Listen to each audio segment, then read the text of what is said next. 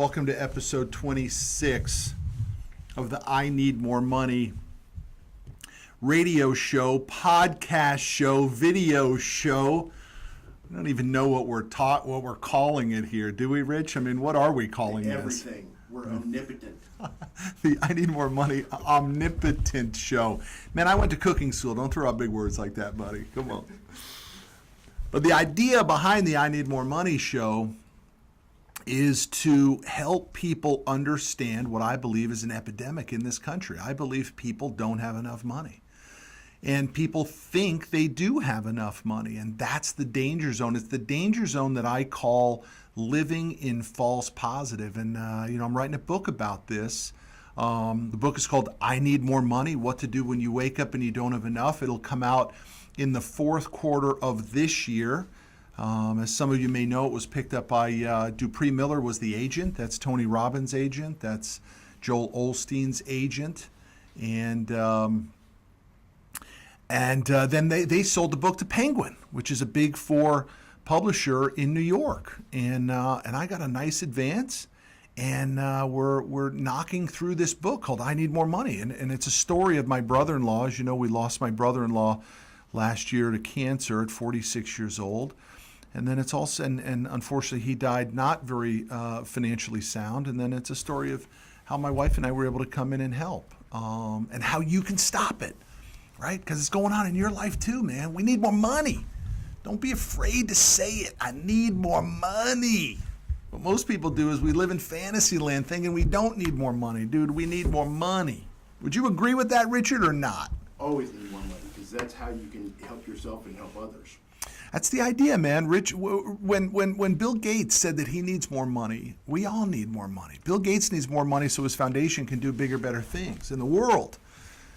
When the richest man in the world says he needs more money, guess what? You and I need more money. My name is Matt Monero, and I'm coming to you out of my studio in Dallas, Texas, just like I do every Thursday, where I bring you the I Need More Money show. You can watch this show on Road Grit TV and video. You can watch it on the Matt Monero or the CFF Nationwide YouTube channel. You can listen to it on iTunes and Stitcher. And you can follow me on all social media platforms, Matt Monero. Why do you want to listen to me? Because you need more money. And I got a few bucks. How did I get the bucks? I built a 22-year-old equipment finance company. We finance heavy industrial equipment, big rigs, bulldozers, tow trucks, moving trucks. We'll do well over $100 million a year in that space, and we've done well over $1 billion since I started the business from nothing. And even though I have a few bucks, I still need more money. So I want to help you with your money. Rich, I have an interesting story that I hope you find interesting. By the way, everybody, Rich is our IT manager in the studio with me right now, Rich Noah. Hello, everybody. Our faithful IT manager handling the ins and outs of our business and the studio, trying to help us figure out how to run a better show. Clearly has the IT of my companies figured out. It runs like a top. Wouldn't you agree, Rich? It's tight now, man. Yeah. It's tight. You got it dialed in, buddy. I love it. Rich, here's something that most people don't know about. You ever been to Alaska? Yeah. You have? Mm-hmm. Have you ever watched the salmon run in Alaska? No, only just did a layover in Anchorage. I've never been to Alaska. I'd like to go to Alaska, but I don't like the cold. Even though I do those cold water swims, I really don't like the cold. But something amazing happens on this salmon run in Alaska that most people really don't understand. I think everybody knows that salmon swim upstream, but what they don't understand is that salmon literally will swim back upstream to the exact spot that they were born to spawn. And that journey might take them thousands and thousands of miles. They literally may swim downstream into the ocean, go thousands of miles away, and then figure out how to come back to their homeland, to their birthplace, and do it all over again. And so how the heck does that happen? I mean, how does the salmon know to get back to their place of birth? There's really two theories in science about it. The first theory is that the salmon, there is some magnetic pull that happens in that section of the stream where they were born, and that the salmon literally are are pulled back. Certainly they got to swim their little butts off, but they are pulled back to the exact location. The second reason is that there is a unique smell to that location. In other words, the salmon, regardless of how far away they go, they can actually smell where they're supposed to come back to. And then I guess there's the third one, which is it's just a miracle of God, right? That's a possibility too. But here's what happens. I mean, now that the salmon has been doing this for millions of years, the bears figure it out. They figure out it's my meal ticket, baby. If these salmon are going to swim back upstream every season, I'm going to get myself some salmon dinners. But amazingly, there ends up being 3 types of bears in the wild. The first bear is the biggest, grittiest, nastiest, toughest bear. That bear will literally go to the riskiest part of the stream, where the waterfall is the strongest, where the rocks are the highest, where the rocks are the slipperiest, and that bear will sit out, will hunker down. And when the salmon jump to try and clear that waterfall, that bear is just going to reach out, he's going to catch the salmon, and he's going to take this one big juicy bite right out of it. And then he's going to throw it away because he knows that there's more salmon coming to him. He knows that he risked it. He put himself in the tough spot of the stream so that all he has to do is reach out, catch the salmon, take a big fat juicy bite of the fillet, and then throw that sucker back in. A little bit further down the stream, you get the second type of bear. And that bear is pretty doggone smart.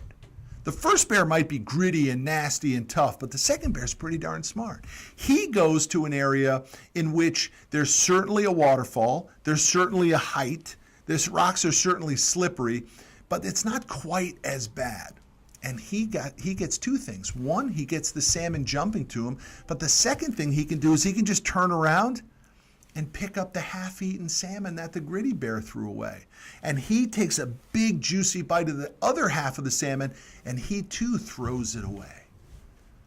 And then down at the end of the stream, where the river doesn't run very hard, there's no big rocks or waterfalls, you get the skinniest, wimpiest bears. And they're down there with the foxes and the seagulls and the rats and the snakes, and they all fight for the eaten skeletons. They pick through the bones for whatever salmon meat is left on the salmon. That's what happens in your money situation. You're the bear at the end of the stream. You're fighting with the rats, with the seagulls, with the snakes, with the foxes, with the other skinny, wimpy bears for these half-eaten salmons that you call clients. These castaway clients that nobody wants. In fact, everybody ran with them for a little while and said, I don't want them anymore. And they threw them away. And you're living off of them. You know the ones I'm talking about, the ones that don't pay you on time, that always want the freebies. They're always grinding you on price. Their orders are puny and small. They're never big, fat, juicy orders that you can actually make some money on. Maybe you're that way in your life. I mean, heck, maybe your spouse is like that.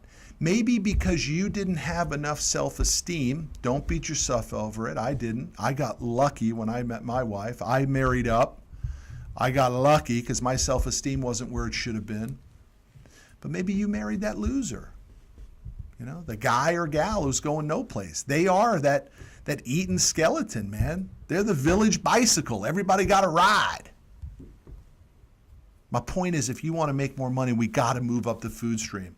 You've got to start working with bigger, better, stronger clients. My old boss used to say, just because it's a business deal doesn't mean it's a good business deal. Just because a client wants to do business with you doesn't mean you have to do business with them. That's the message on today's show. I want you to look at your selling career, your money situation, maybe even your personal life, and get a good understanding of which bear are you. Are you the grittiest, nastiest bear? Are you in the middle, fighting with the competition, dealing with it, but also having lots of options for you? Or are you the bear at the end of the stream? If you want, right now on Facebook Live, you can send me questions if you'd like. I'd love to answer your questions. Rich is monitoring for questions. We have a sound issue with Facebook Live. So what we want to be able to do, though, is help you get your money situation right. I want you to do better with your money. So let me give you some takeaways, some tips on today's show that I want you to use in your own life. The first tip I got for you is, man, you got to develop a healthy self-esteem. You've got to be able to believe in yourself and that you are worthy of doing business with richer, better, well-heeled customers. The second thing is you got to believe in what you're doing and what you're selling. Man, if you don't believe in the product, you're toast. You'll never be able to follow up with that customer 7, 8, 9, 12 times if you don't believe in what you're selling or what you're doing. You just won't. Number 3, you gotta become an expert in your space. Experts only these days, folks. Amateurs get crushed. You literally have to dominate your space. Now, in our world of financing, equipment financing, we only work in 4 industries. We work in trucking, towing, construction, and moving. I don't know anything about medical equipment financing or restaurant equipment financing or furniture equipment financing. There are some really successful companies in those spaces. All I know about is trucks, trailers, moving equipment, forklifts, box trucks. I know that stuff cold, and so does my entire staff. So if that's, if you want to move up the food chain in your money situation and you want more money, you've got to become an expert in your niche. Number 4, you've got to move up the food chain in the clients and the customers that you do business with. I want you to look at it like this. Never play down. Always play up. 100% of the time. Never look down. Always look for clients that are bigger than you. Most of us choose to do business with customers that are smaller than us, because it makes us feel good and we're not willing to challenge ourselves to go for the big clients. You need to move up the food chain. Number 5, you gotta understand your value. I'll give you a perfect example. For those of you who know David Jensen, David Jensen is the hiring expert. He wrote a book called Hire Naked. And I knew that David Jensen would be able to help me with some HR issues that we were having in our company here. And I called him up and said, I'm going to hire you, and I'm going to pay you $500 an hour. I want 2 sessions with you. I'm going to send you a check for $1,000. Now, I have absolutely no idea whether that was a lot or a little for David Jensen. Whether he charges that much or he doesn't charge that, I have no idea. But I knew for me that the answers that I was going to get from him for my questions were worth $1,000. So I didn't even haggle with him. I didn't even ask him what his price was. I just said, here's what I'm going to pay you, and now let's get started. And of course, he said, let's get started. So you need to understand your value in the marketplace, right? How much are you worth, or how much are you willing to pay to get the advice that you can turn into tens of thousands, hundreds of thousands, or maybe millions? That David Jensen call with me, which cost me $1,000, I didn't even question pricing. I didn't ask. I just said, here's what I'm going to pay you, has made me hundreds and hundreds and hundreds and hundreds of thousands of dollars. So you need to understand your value. Number 6, you got to bring more value. I'll give you a perfect example, Rich, on how this is playing out recently, where I have a guy hit me up on Facebook, on social media. He's gunning for a 10X giveaway ticket.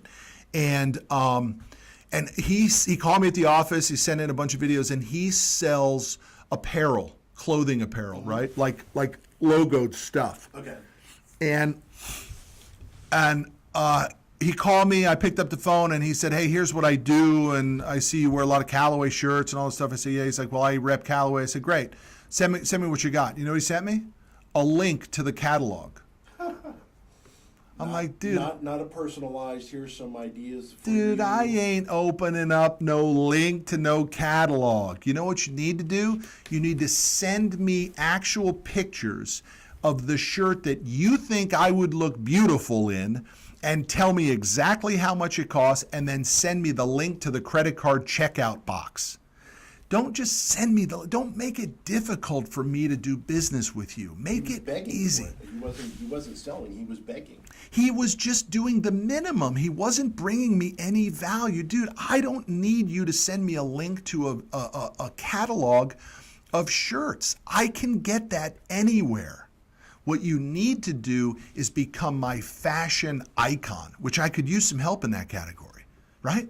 That's what you need to become. You need to become my fashion consultant and say, if you don't have this black and blue Callaway shirt, you're missing it. And then you know what? I'd probably buy 5 of them. But if you just make me work to do business with you, you did not bring me any value. Number 7, are you ready for this, Richard? Do it. Increase your prices. Increase your prices. You can always go down on your price, but it's very difficult to go up. Price increases piss people off, especially your best customers. So go high from the beginning. I had another guy hit me up on Facebook. He's in this graphic design, starting a graphic design business, all that stuff. He says he's doing most of his work for free. I'm like, why? What are you doing your work for free for? It doesn't make any sense. Nobody values free. Nobody values free. Charge. Yeah. Move up the food chain. That's a self-esteem issue. You know what I mean? Or it's a lack of belief in your product. So you think you need to give it away. You don't need to give it away. Charge. In fact, increase your prices is that point. Number 8, follow up like a madman or a madwoman. Most people never follow up to get the business. You follow up once or twice in the same method. What we do is we call the customer twice and then we stop. You know, yesterday we talked to Natasha Brooks from Grant Cardone's office. Natasha was the #1 salesperson in Cardone's office for the month of January. She posted about it on social, and I was so impressed that I said, hey, would you jump on a quick Skype call with our team? You set it up for us. She talked about follow-up. She said she'll give the customer a call, then she'll send him a text, then she'll send him a selfie, then she'll create a personalized video, then she'll send out a thank you card, and then maybe she'll send out some Cardone material for them. That's 6 touches. She says it all happens within the first week. Bang! And what are we doing? 1 phone call, and hopefully the guy calls us back. Listen, man, when you start moving up the food chain, the first thing you're going to realize is the players are busy. They don't hold it against you that you called them 10 times, especially if you believe in the product that you're selling. They want you to call them 10 times so that hopefully when they're ready, a trigger event, when they're ready to buy, you're the person that they think of. But if you don't follow up enough, you'll never get it. And then number 9, I think the most important thing, don't assume, ask. Always ask for the business.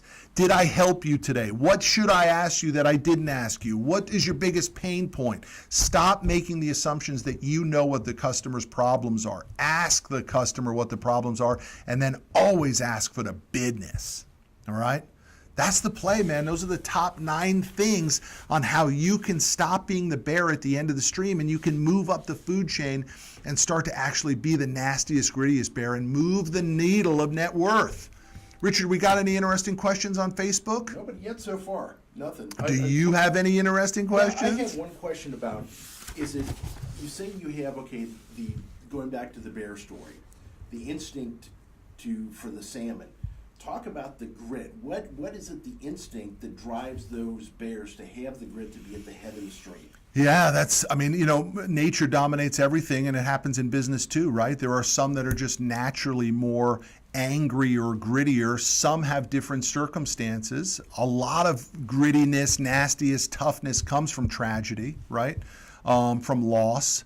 But it doesn't have to be like that. I mean, listen, what most people don't understand, I'm in an accountability group every Thursday morning, 7 a.m., me and 4 other guys, one guy in Singapore, a guy in Miami, guy in Iowa, guy in Colorado, and me jump on a call for 1 hour. Every Thursday, 7 a.m., we jump on the call. Nobody misses.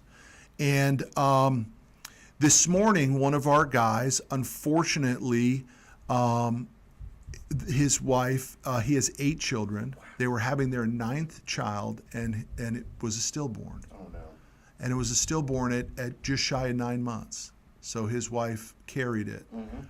And last week, he literally jumped on the accountability call. They found out Wednesday night. He jumped on the accountability call on Thursday to tell us, and then jumped off to go back and deal with this stuff. But today was the follow-up, and he told us He had such an amazing attitude about the tragedy, but his point was, and he said he's been saying it to his wife and his children for the last week, was, God, could you imagine if we were this close without this tragedy?